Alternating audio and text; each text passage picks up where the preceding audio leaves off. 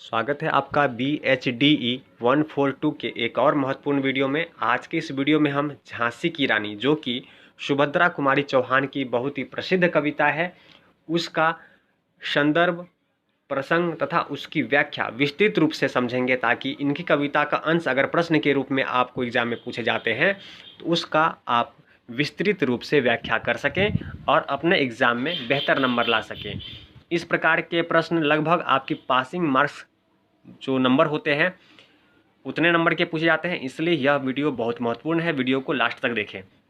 इससे अगला वीडियो जो मैं अपलोड करूंगा वह महाराणा प्रताप की वीर गाथा हल्दीघाटी युद्ध पे आधारित कविता के ऊपर होगा। तो यह दोनों वीडियो आप देख लें। इस दोनों में से प्रश्न आपको अवश्य देखने को मिलेगा। मैंने इससे पहले भी 2 वीडियो अपलोड कर चुका हूँ इसी प्रसंग और व्याख्या के ऊपर, तो उन 2 वीडियो को देख लें।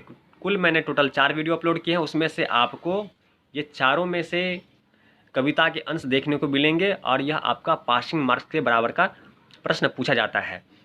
तो चलिए आज की वीडियो को शुरू करते हैं। उससे पहले चैनल को सब्सक्राइब जरूर करें। कई लोग वीडियो देखते हैं और चैनल को सब्सक्राइब नहीं करते, तो आपसे रिक्वेस्ट है कि चैनल को सब्सक्राइब जरूर करें ताकि हम और भी वीडियो बनाने के लिए प्रोत्साहित हों। तो चलिए शुरू करते हैं आज के इस वीडियो को। जब हम कविता को देखते हैं तो यह पढ़ने में भी काफ़ी रोचक है। जब इसे पढ़ेंगे तो एक देशभक्ति की अलग से ही भावना आपको महसूस होगी। तो चलिए शुरू करते हैं। और इस पूरे कविता को मैं नहीं पढ़ूंगा क्योंकि काफ़ी लंबी कविता है। इसके कुछ अंश को मैं पढ़ता जाऊंगा और उसकी व्याख्या करेंगे, ताकि आपके दिमाग में अगर अर्थ इसका पता हो। चूँकि शब्द काफ़ी सरल है तो आप पढ़ते ही उसका अर्थ समझ जाएंगे, और पहले से अगर अर्थ आपने सुना हुआ होगा तो आपको आसानी से याद आ जाएगा और अपने शब्दों में मिला करके आप उसकी विस्तृत व्याख्या कर सकते हैं। तो चलिए कुछ अंश को भी पढ़ेंगे और पढ़ते हैं। सिंहासन हिल उठे राजवंशों ने भ्रिकुटी तानी थी, बूढ़े भारत में भी आई फिर से नई जवानी थी। गुमी हुई आज़ादी की कीमत सबने पहचानी थी, दूर फिरंगी को करने की सबने मन में ठानी थी। चमक उठी सन 57 में वह तलवार पुरानी थी, बुंदेलो हर बोलो के मुंह हमने सुनी कहानी थी। खूब लड़ी मर्दानी वह तो झांसी वाली रानी थी। आप यहाँ देखेंगे तो बहुत ही सरल शब्दों में यह कविता लिखी है सुभद्रा देवी चौहान ने, और इसकी व्याख्या अगर आप करने बैठेंगे तो बहुत ही आसानी से कर पाएंगे। और चूंकि यह अपनी देशभक्ति संबंधित भावना से प्रेरित है तो यह और भी रोचक और आसान हो जाता है इसकी व्याख्या करने में। जैसे पढ़ सकते हैं, सिंहासन हिल उठे राजवंशों ने भ्रिकुटी तानी थी, बूढ़े भारत में आई फिर से नई जवानी थी। अंग्रेजों के विरुद्ध जो भारत के राजवंश थे उन्होंने अपने तलवारें निकालनी थी। क्यों? उनसे आज़ादी पाने के लिए, उनकी जो दमनकारी नीति थी उसका विरोध करने के लिए। इस प्रकार के शब्द देकर के आप इसका अर्थ और इसकी व्याख्या कर सकते हैं। गुमी हुई आज़ादी की कीमत सब ने पहचानी थी, जो इनसे आज़ादी छीन ली गई थी उसकी कीमत सब पहचान रहे थे। सबको घुटन हो रही थी इस गुलामी की जंजीरों में जकड़े होने के कारण सभी इससे बाहर निकलना चाहते थे। दूर फिरंगी को करने की सबने मन में ठानी थी। अब सभी ने ठान लिया था कि किसी भी प्रकार पर, किसी भी कीमत पर हमें आज़ादी चाहिए, और इसके लिए वे कुछ भी करने के लिए तैयार थे। चमक उठी सन 57 की वह तलवार पुरानी थी। और यह जो घटना है सन 1857 की घटना है, जब जिसे हम पहला क्रांतिकारी युद्ध भी कह सकते हैं और कहते हैं भारत के आज़ादी के क्रम में।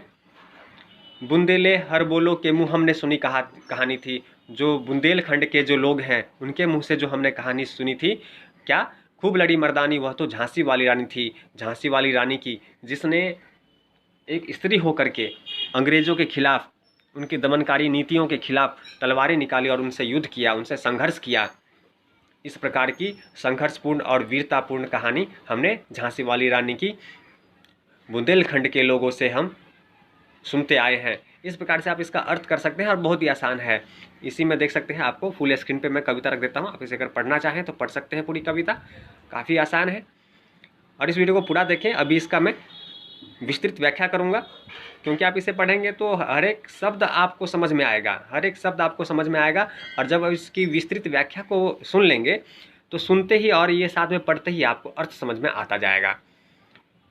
तो वीडियो को लास्ट तक देखें, क्योंकि यह वीडियो आपको पासिंग मार्क्स दिलाने का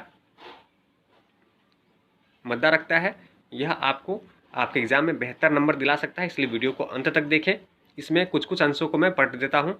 जैसे, महलों ने दी आग, झोपड़ी ने ज्वाला सुलगाई थी, यह स्वतंत्रता की चिंगारी अंतरतम से आई थी। झांसी चेती, दिल्ली चेती, लखनऊ लपटे छाई थी। मेरठ कानपुर पटना ने भारी धूम मचाई थी। जबलपुर कोल्हापुर में भी कुछ हलचल उकसानी थी। बुंदेले हरबोलो के मुँह हमने सुनी कहानी थी। खूब लड़ी मर्दानी, वह तो झांसी वाली रानी थी। जैसा कि हम सन 57 की हिस्ट्री देखते हैं, तो इस प्रकार की जब वीरता की लहर जो झांसी से उठी, उसका असर हमें गरीब के झोपड़ी में भी और महलों में रहने वाले लोगों के अंदर भी ये जो ज्वाला थी आज़ादी की, वह लोगों के अंदर जागृत हुई। ये सभी स्वतंत्रता के लिए प्रेरित हुए और अंतर मन से प्रेरित हुए।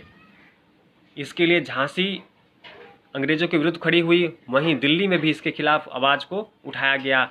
ये आग लखनऊ तक पहुंची। मेरठ, आप जान सकते हैं, जहां मंगल पांडे ने इसकी शुरुआत की थी, वहां पर यह आग पहुंची। कानपुर, पटना, सब जगह इस प्रकार की धूम मच गई थी कि किसी भी प्रकार अंग्रेज़ों की इस गुलामी की बेड़ियों को तोड़ना है।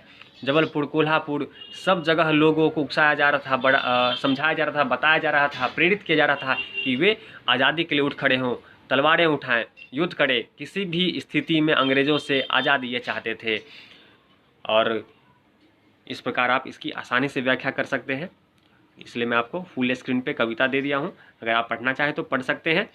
मतलब बहुत ही आसान है। आपको इस कहीं कहीं से मैं आपको इसलिए पढ़ के सुना रहा हूँ कि ऐसा ना लगे कि कहीं बीच में कठिन तो नहीं है, कहीं भी कठिन नहीं है। काफ़ी सरल शब्दों में सुभद्रा कुमारी चौहान ने इस कविता को लिखा है और इतना प्रेरक कविता है कि आप जब इसे पढ़ेंगे तो आपके अंतर्मन से ही इसका अर्थ निकल के आने लगेगा और इसकी व्याख्या बहुत ही आसानी ढंग से कर पाएंगे। आइए अब इसकी प्रसंग, संदर्भ और प्रसंग को देख लेते हैं। सुभद्रा कुमारी चौहान की यह प्रसिद्ध कविता उनके काव्य संग्रह त्रिधारा से संकलित है, जिसमें आपको याद रखने वाली बात होगी अर्थ, प्रसंग, अर्थ और व्याख्या तो आप कर ही लेंगे। आपको यहाँ याद रखना होगा इसके प्रसंग और संदर्भ को, कि ये कविता कहाँ से ली गई है। जो झांसी वाली रानी की जो कविता है वह काव्य संग्रह त्रिधारा में संकलित है। याद रखेंगे, यह काव्य संग्रह त्रिधारा में संकलित है। उनकी सर्वश्रेष्ठ कविता है ये। इस कविता में कवित्री ने 1857 के स्वतंत्रता संग्राम में झांसी की रानी लक्ष्मीबाई द्वारा दिखाए गए अदम्य शौर्य और पराक्रम का उल्लेख किया है। उस युद्ध में लक्ष्मीबाई ने अपने अद्भुत युद्ध कौशल और साहस का परिचय देकर बड़े बड़े योद्धाओं को भी हैरान कर दिया था। उनकी वीरता और पराक्रम से उनके दुश्मन भी प्रभावित थे। इस कविता में बताया गया कि उन्होंने बचपन से ही तलवारें, घुड़सवारी, तीरंदाजी और निशानेबाजी का शौक था उन्हें। इस कविता में झांसी के युद्ध का इतिहास भी बड़े ही काव्यात्मक ढंग से प्रस्तुत किया गया है। इसी में देख सकते हैं, कविता से हमें मालूम चलता है और इसमें बताया भी गया है और हमें जैसा पता भी है कि झांसी की रानी के बचपन का नाम मनु था, परंतु उनके जो मुँह बोले भाई नाना उन्हें छबीली कहते थे।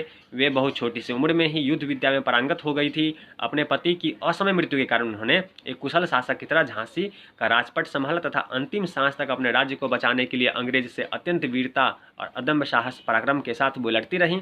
उनके पराक्रम की प्रशंसा उनके शत्रु भी करते थे। आइए इसकी व्याख्या को पढ़ लेते हैं, क्योंकि जो प्रश्न आएंगे, जो कविता का अंश आएगा, उसका सारा भार आपकी व्याख्या पर ही निर्भर करता है कि आपने कितना अच्छा प्रदर्शन किया है। इसलिए व्याख्या को पढ़ लें, सुन लें, समझ लें, ताकि इस पे अगर कोई भी अंश आता है, चूँकि आप व्याख्या सुने रहेंगे तो आपको उसका अर्थ आसानी से समझ में आ जाएगा। इसमें विशेष रूप से मैं समझाने का प्रयास नहीं करूँगा, क्योंकि समझाने के लिए कुछ है नहीं। इसमें बस आपको अर्थ बताया गया है जो हुआ था, तो वह आप ध्यानपूर्वक सुने ताकि कविता आए तो उसके अर्थ को आप आसानी से लिख सकें। चलिए व्याख्या शुरू करते हैं। जैसा कि प्रथम पद में लेखिका ने बताया है कि 1857 के समय भारत के सभी राजवंशों में अंग्रेजों को भारत से दूर भगाने की जागरूकता आने लगी थी। एक तरह से कहें तो बूढ़ा भारत एक बार फिर से नई जवानी और जोश से भर उठा था। 1857 के संग्राम में रानी लक्ष्मीबाई का साहस देकर भारतवासी में जोश भर उठा। अंग्रेजों को दूर भगाने की भावना पूरे देश में पैदा होने लगी। लक्ष्मीबाई की तलवार का जौहर देखकर सबके मन में आज़ादी की कीमत समझ में आने लगी थी।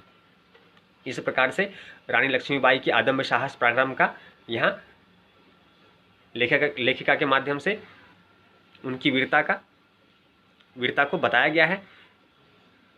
वहीं बताया गया है कि बचपन में ही रानी लक्ष्मीबाई की अद्भुत प्रतिभा से प्रभावित होकर कानपुर के नाना साहब ने उन्हें अपनी मुंह बोली बहन बना लिया था। नाना साहब उन्हें युद्ध कला भी सिखाया करते थे। लक्ष्मीबाई को बचपन से ही गुड्डे गुड़ियों से खेलने में कोई रुचि नहीं थी। उन्हें तीर, तलवार, बर्छी चलाना सीखने में मजा आता था। लेखिका बताती हैं कि लक्ष्मीबाई बचपन से ही मानो वीरता की अवतार थी। व्यूह रचना, तलवारबाजी, लड़ाई के अभ्यास के दौरान दुर्ग तोड़ने जैसे युद्ध विषय खेलों में सिद्ध हो चुकी थी। मराठा कुल की बेटी होने के कारण वे मराठाओं की कुल देवी भवानी की भक्त थी। धार्मिक कार्यों में भी उनकी रुचि थी। इस पद से पता चलता है कि लक्ष्मीबाई का विवाह झांसी के राजा श्री गंगाधर राव के साथ हुआ था। लेखिका ने इससे बड़े ही सुंदर ढंग से वीरता से वैभव की सगाई कहा। लक्ष्मीबाई और गंगाधर की जोड़ी की तुलना शिव पार्वती और अर्जुन चित्रा की जोड़ी से करके यह बताने का प्रयास किया है कि दोनों की जोड़ी बहुत उत्तम थी। विवाह के उपरांत झांसी के राजमहल में आई खुशियों का इस अंश में कविता में बहुत ही सुंदर वर्णन हुआ है। सुभद्रा कुमारी चौहान ने लक्ष्मीबाई के जीवन के दुर्भाग्य का वर्णन किया है। रानी लक्ष्मीबाई के बहू बनकर आने के बाद झांसी के राजमहल के चारों तरफ खुशियों की बहार आ गई थी, लेकिन यह खुशी बहुत दिनों तक नहीं रह सकी।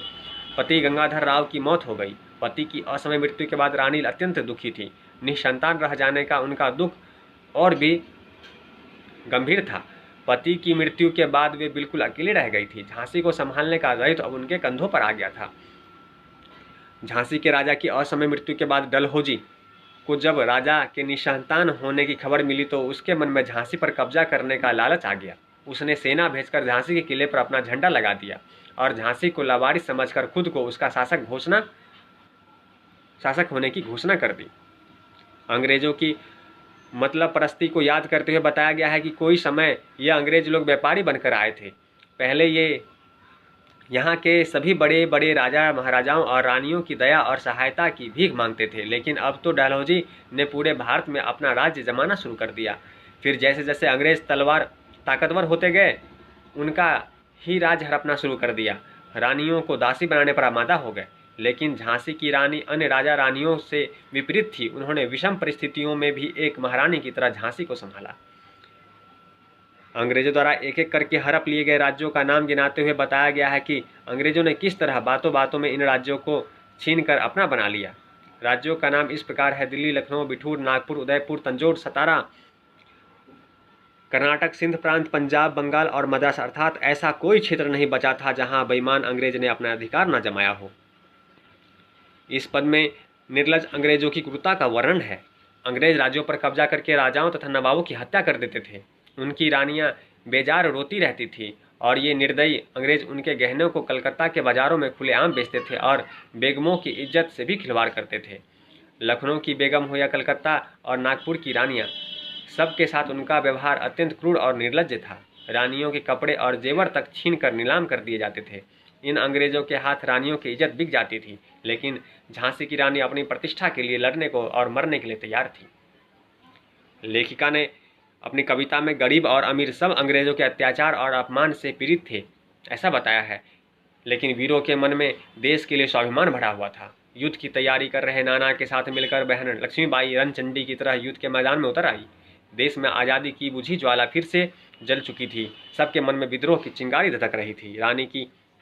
झांसी की रानी कविता के इस पद में बताया गया है कि विद्रोह की चिंगारी देश के हर राज्य में सुलग रही थी, चाहे वो झांसी हो, लखनऊ, दिल्ली, मेरठ, कानपुर, पटना के राजाओं ने भी पूरा साथ दिया। साथ ही साथ जबलपुर, कोल्हापुर जैसे शासकों ने भी सन 1857 की क्रांति में बढ़ चढ़कर हिस्सा लिया था। इस पद में हमारे स्वतंत्र संग्राम में नाना धोड़ूपंत, तांतिया, चतुर, अजीमुल्लाह, शरनाम ठाकुर, कुंवर सिंह तथा सैनिक अभिराम आदि अनेक वीर अंग्रेज से लोहा लेते हुए शहीद हो चुके थे। इनके नाम इतिहास में हमेशा के लिए अमर हो गए, लेकिन ये अंग्रेज इन वीरों की कुर्बानी को अपराध बताकर फांसी की सजा सुना देते थे। इस पद पर लेखिका कहती हैं कि अब यह कहानी यहीं छोड़ हम युद्ध के मैदान का वर्णन करने जा रहे हैं, जिसमें रानी लक्ष्मीबाई मर्दों के बीच एक बहादुर मर्द की तरह अंग्रेजों की सेना का मुकाबला कर रही थी। लक्ष्मीबाई का लेफ्टिनेंट वाकर में घमासान युद्ध हुआ। इस युद्ध में वाकर लक्ष्मीबाई की तलवारों के आगे टिक नहीं पाया। लक्ष्मीबाई का रण कौशल देख वह हैरान रह गया। इस पद में झांसी की रानी लक्ष्मीबाई की वीरता का अद्भुत वर्णन है। लेखिका कहती हैं कि 100 मील घोड़े पर बैठकर अंग्रेजों को खदेड़ती हुई रानी यमुना तट तक ले गई और अंग्रेज वहां रानी से पराजित हुए, परंतु यहाँ पर उनके घोड़े ने वीर गति प्राप्त कर ली, अर्थात वो मर गया। किंतु इसके बाद भी उन्होंने ग्वालियर पर अपना अधिकार जमाया। जहाँ के राजा सिंधिया थे, उन्होंने अंग्रेज के डर से उनसे मित्रता कर ली और अपनी राजधानी को छोड़कर वहां से चले गए। सुभद्रा कुमारी चौहान ने इस पद में बताया कि इसके बाद सेना की कमान जनरल स्मिथ ने संभाल ली थी। उधर रानी लक्ष्मीबाई का साथ देने के लिए उनकी 2 सहेलियां कान्हा और मंदरा भी मैदान में उतर आई। इन तीनों ने अपनी वीरता और साहस के दम पर कई अंग्रेज सैनिकों की लाश बिछा दी थी, परंतु तभी पीछे से जनरल ह्यूरोज ने आकर रानी को घेर लिया। फिर भी रानी बच निकली थी। रानी ह्यूरोज को परास्त कर निकलने में सफलता तो हो गई थी, किंतु कुछ ही दूर आगे बढ़ी थी कि रास्ते में अचानक उनके सामने एक चौड़ा नाला आ गया। उनका घोड़ा नया था, पार नहीं कर पाया, वहीं अड़ गया। रानी को अकेला पाकर शत्रुओं ने चारों तरफ से आक्रमण कर दिया। रानी ने भीषण युद्ध किया, किंतु शत्रु के प्रहार से बच न सकी और वहीं वीर गति को प्राप्त हो गई। इस पद में वीर गति को प्राप्त हो चुकी रानी की दिव्यता का वर्णन करते हुए कवित्री बड़े ही मार्मिक शब्दों में लिखा है कि रानी परलोक सिधार चुकी थी, परंतु उनका चेहरा दमक रहा था। उनकी उम्र केवल 23 साल थी। इतनी छोटी सी उम्र में वह एक अवतारी नारी की तरह आकर हम सभी देशवासियों को जीवन का सही मार्ग दिखा गई थी। क्रांति का बीज सही मायनों में उन्होंने ही देशवासियों के मन में बोया था। अंतिम